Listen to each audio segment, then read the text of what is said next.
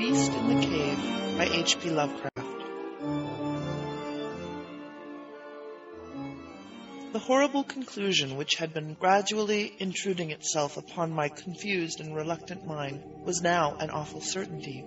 I was lost, completely hopelessly lost, in the vast and labyrinthine recesses of the mammoth cave. Turn as I might, in no direction could my straining vision seize on any object capable of serving as a guidepost to set me on the outward path. That never more should I behold the blessed light of day, or scan the pleasant hills and dales of the beautiful world outside, my reason could no longer entertain the slightest unbelief. Hope had departed, yet indoctrinated as I was by a life of philosophical study, I derived no small measure of satisfaction from my unimpassioned demeanor. For although I had frequently read of the wild frenzies into which were thrown the victims of similar situations, I experienced none of these, but stood quiet as soon as I clearly realized the loss of my bearings. Nor did the thought that I had probably wandered beyond the utmost limits of an ordinary search cause me to abandon my composure even for a moment. If I must die, I reflected, then was this terrible yet majestic cavern as welcome a sepulchre as that which any churchyard might afford, a perception which carried with it more of tranquillity than of despair. Starving would prove my ultimate fate, of this I was certain. Some I knew had gone mad under circumstances such as these, but I felt that this end would not be mine. My disaster was the result of no fault save my own, since unknown to the guide I had separated myself from the regular party of sightseers, and wandering for over an hour in forbidden avenues of the cave, had found myself unable to retrace the devious windings which I had pursued since forsaking my companions. Already my torch had begun to expire. Soon I would be enveloped by the total and almost palpable blackness of the bowels of the earth. As I stood in the waning, unsteady light, I idly wondered over the exact circumstances of my coming end. I remembered the accounts which I had heard of the colony of consumptives, who, taking their residence in this gigantic grotto to find health from the apparently salubrious air of the underground world, with its steady, uniform temperature, pure air, and peaceful quiet, had found instead death in strange and ghastly form. I had seen the sad remains of their ill-made cottages as I passed them by with the party, and had wondered what unnatural influence a long sojourn in this immense and silent cavern would exert upon one as healthy and vigorous as I. Now, I grimly told myself, my opportunity for settling this point had arrived, provided that want of food should not bring me too speedy a departure from this life. As the last fitful rays of my torch faded into obscurity, I resolved to leave no stone unturned, no possible means of escape neglected. So, summoning all the powers possessed by my lungs, I set up a series of loud shoutings, in the vain hope of attracting the attention of the guide by my clamor. Yet, as I called, I believed in my heart that my cries were to no purpose, and that my voice, magnified and reflected by the numberless ramparts of the black maze about me, fell upon no ears save my own. All at once, however, my attention was fixed with a start, as I fancied that I heard the sound of soft approaching steps on the rocky floor of the cavern. Was my deliverance about to be accomplished so soon? Had then all my horrible apprehensions been for naught, and was the guide, having marked my unwarranted absence from the party, following my course and seeking me out in this limestone labyrinth? Whilst these joyful queries arose in my brain, I was on the point of renewing my cries, in order that my discovery might come the sooner, when in an instant my delight was turned to horror as I listened. For my ever-acute ear, now sharpened in even greater degree by the complete silence of the cave, bore to my benumbed understanding the unexpected and dreadful knowledge that these footfalls were not like those of any mortal man. In the unearthly silence of this subterranean region, the tread of the booted guide would have sounded like a series of sharp and incisive blows. These impacts were soft and stealthy, as of the paws of some feline. Besides, when I listened carefully, I seemed to trace the falls of 4 instead of 2 feet. I was now convinced that I had by my own cries aroused and attracted some wild beast, perhaps a mountain lion which had accidentally strayed within the cave. Perhaps, I considered, the Almighty had chosen for me a swifter and more merciful death than that of hunger, yet the instinct of self-preservation, never wholly dormant, was stirred in my breast. And though escape from the oncoming peril might but spare me for a sterner and more lingering end, I determined nevertheless to part with my life at as high a price as I could command. Strange as it may seem, my mind conceived of no intent on the part of the visitor save that of hostility. Accordingly, I became very quiet, in the hope that the unknown beast would, in the absence of a guiding sound, lose its direction as had I, and thus pass me by. But this hope was not destined for realization, for the strange footfalls steadily advanced, the animal evidently having obtained my scent, which in an atmosphere so absolutely free from all distracting influences as is that of the cave, could doubtless be followed at a great distance. Seeing, therefore, that I must be armed for defense against an uncanny and unseen attack in the dark, I groped about me the largest of the fragments of rock which were strewn upon all parts of the floor of the cavern in the vicinity, and grasping one in each hand for immediate use, awaited with resignation the inevitable result. Meanwhile, the hideous pattering of the paws drew near. Certainly the conduct of the creature was exceedingly strange.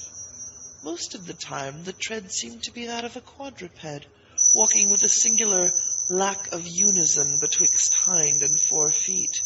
Yet at brief and infrequent intervals I fancied that but 2 feet were engaged in the process of locomotion. I wondered what species of animal was to confront me. It must, I thought, be some unfortunate beast who had paid for its curiosity to investigate one of the entrances of the fearful grotto with a lifelong confinement to its interminable recesses. It doubtless obtained as food the eyeless fish, bats, and rats of the cave, as well as some of the ordinary fish that are wafted in at every freshet of green river, which communicates in some occult manner with the waters of the cave.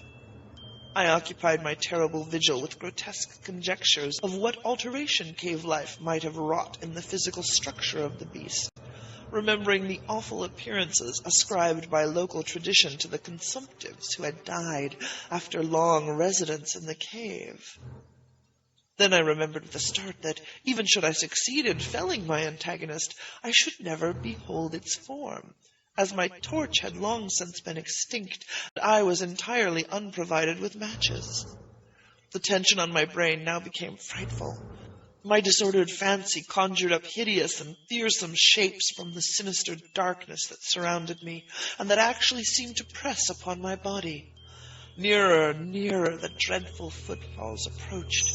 It seemed that I must give vent to a piercing scream, yet had I been sufficiently irresolute to attempt such a thing, my voice could scarce have responded. I was petrified, rooted to the spot. I doubted if my right arm would allow me to hurl its missile at the oncoming thing when the crucial moment should arrive. Now the steady pat, pat of the steps was close at hand, now very close. I could hear the labored breathing of the animal, and terror-struck as I was, I realized that it must have come from a considerable distance, and was correspondingly fatigued. Suddenly the spell broke. My right hand, guided by my ever-trustworthy sense of hearing, threw with full force the sharp-angled bit of limestone which it contained toward that point in the darkness from which emanated the breathing and pattering. And, wonderful to relate, it nearly reached its goal, for I heard the thing jump, landing at a distance away, where it seemed to pause. Having readjusted my aim, I discharged my second missile, this time most effectively, for with a flood of joy I listened as the creature fell in what sounded like a complete collapse, and evidently remained prone and unmoving. Almost overpowered by the great relief which rushed over me, I reeled back against the wall.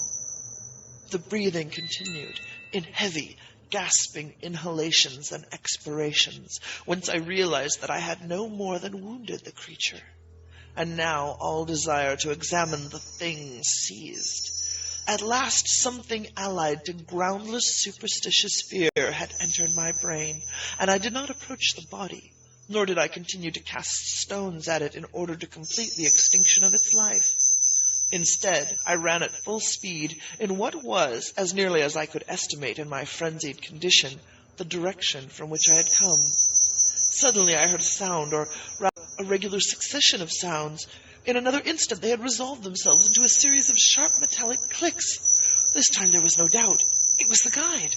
And then I shouted, yelled, screamed, even shrieked with joy as I beheld in the vaulted arches above the faint and glimmering effulgence which I knew to be the reflected light of an approaching. I ran to meet the flare, and before I could completely understand what had occurred, was lying upon the ground at the feet of the guide, embracing his boots and gibbering, despite my boasted reserve, in a most meaningless and idiotic manner, pouring out my terrible story and at the same time overwhelming my auditor with protestations of gratitude. At length I awoke to something like my normal consciousness.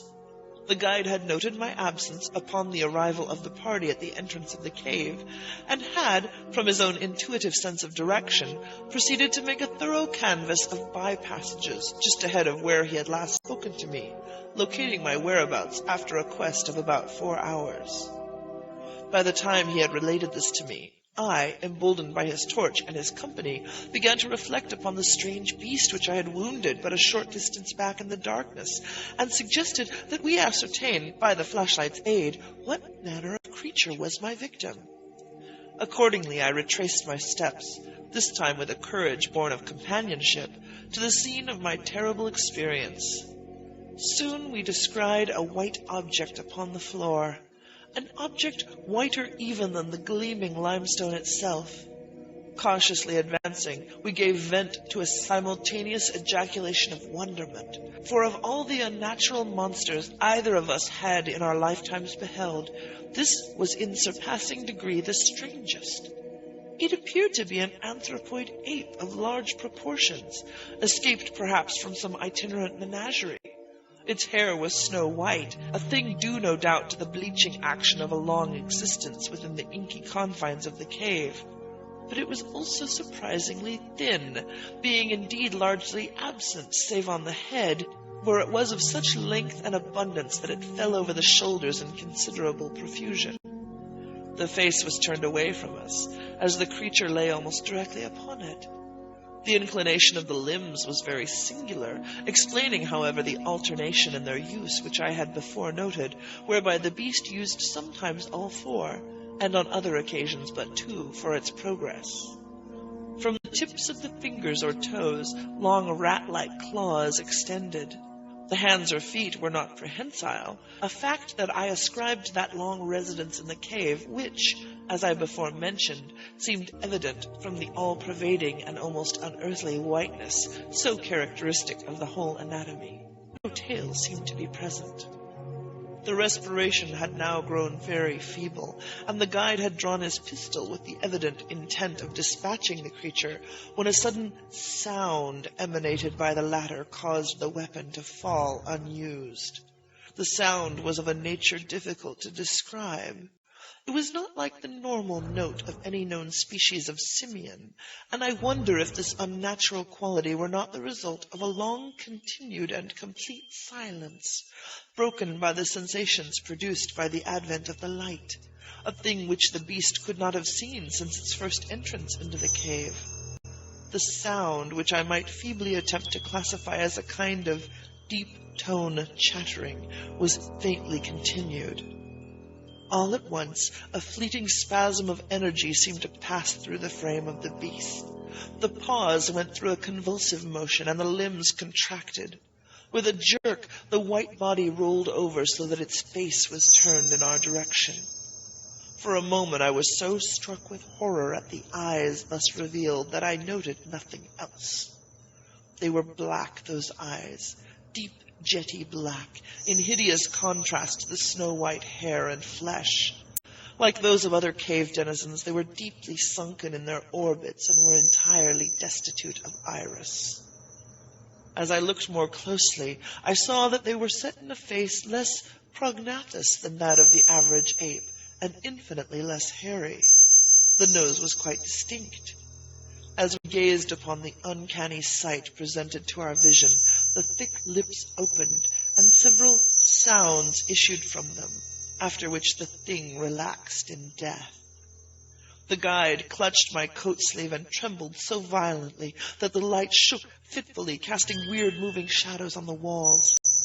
I made no motion, but stood rigidly still, my horrified eyes fixed upon the floor ahead.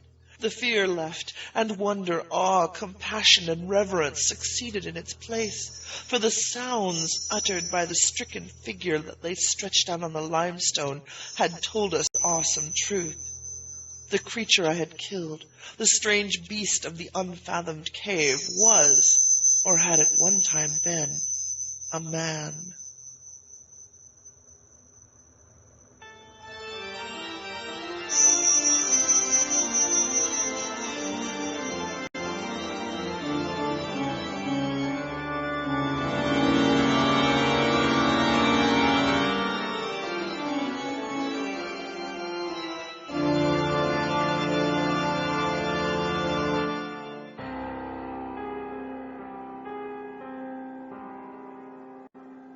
Written by H.P. Lovecraft, read by Julie Hoverson.